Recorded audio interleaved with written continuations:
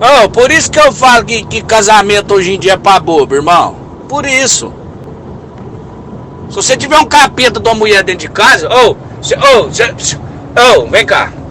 Você não pode jogar uma bola, você não pode tomar uma cerveja num barzinho. Toda hora a desgraça tá ligando, tá xingando, é conta, é um inferno. De vez em quando ela dá uma perereca pra gente, na marra, porque não, eu vou dar, porque senão essa desgraça não para de encher o saco.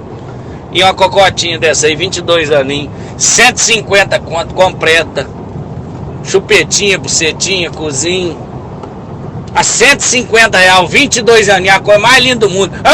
Agora, uma metida por semana, faz as contas, 150 vezes 4, 600 conto, rapaz. Isso é o melhor trem do mundo.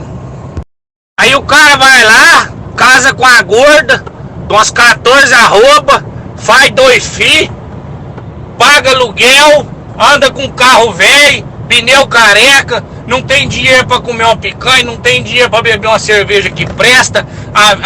A vida virou uma desgraça.